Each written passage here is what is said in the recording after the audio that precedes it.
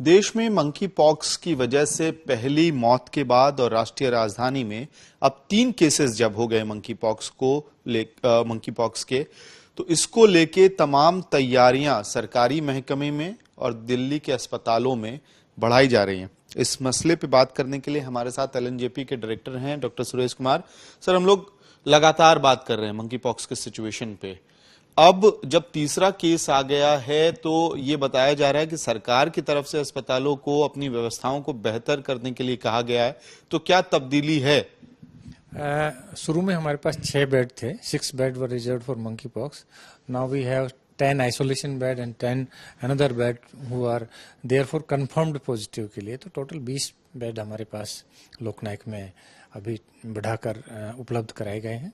और हमारा जो टीम है डॉक्टर्स का और पैरामेडिक्स का, नर्सेज का, उनको भी हम एक्सटेंसिव ट्रेनिंग दे रहे हैं। जो गवर्नमेंट ऑफ इंडिया की गाइडलाइंस हैं उसके अनुसार हम सारा प्रोटोकॉल्स, एसओपीज और सारा जो इन्फेक्शन कंट्रोल का जो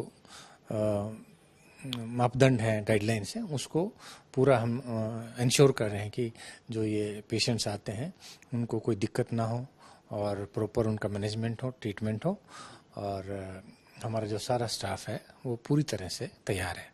ठीक है सर, केसेस की अगर हम लोग बात करें तो कितने केसेस एलएनजेपी में इस वक्त हैं और कितने कॉन्टैक्ट पर्सन्स हैं जिनको आपने आइसोलेशन में या ऑब्जर्वेशन में रखा हुआ है? अभी तक हमारे पास 3 पेशेंट मंकी पॉक्स के जो कि पीसीआर से कंफर्म्ड पॉजिटिव हैं वो आ चुके हैं।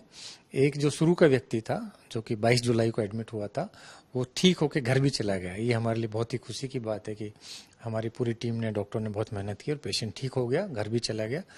2 पेशेंट हमारे पास अभी अफ्रीकन कंट्रीज के हैं जो कि कंफर्म्ड पॉजिटिव हैं।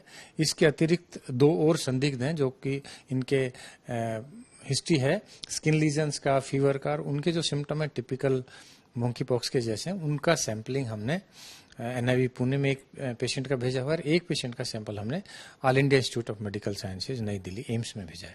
तो कहा जाए 2 कंफर्म्ड केसेस अभी भी हैं, 2 सस्पेक्टेड केसेस दिल्ली में हैं। जी हाँ, अभी हमारे पास 4 पेशेंट एडमिट हैं जिसमें 2 कंफर्म्ड पॉजिटिव और 2 सस्पेक्ट है। सर, यूनियन हेल्थ मिनिस्ट्री ने गाइडलाइन इशू की है मंकी पॉक्स को लेके। अब बड़ी चिंता है लोगों के अंदर कि भाई ये कोविड वाला ही एसओपी है, उससे कितना अलग है, इस पे अगर थोड़ी आप हमें समझा पाएं।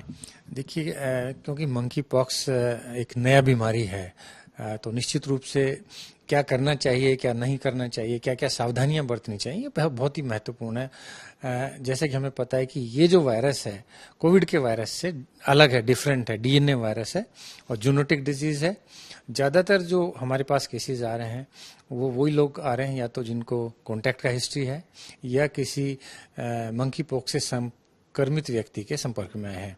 तो ये जान लेना जरूरी है कि इसमें लक्षण क्या होते हैं। इसमें फीवर होता है, इसमें स्किन में मोटे मोटे वेसिकुलो-पस्चुलर लीजन्स होते हैं जो कि फेस पे हो सकते हैं, पूरे शरीर पे हो सकते हैं, हाथ पे हो सकते हैं, और उसके साथ साथ आई में कंजक्टिवाइटिस हो सकती है, सिर में दर्द हो सकता है, बदन दर्द हो सकता है।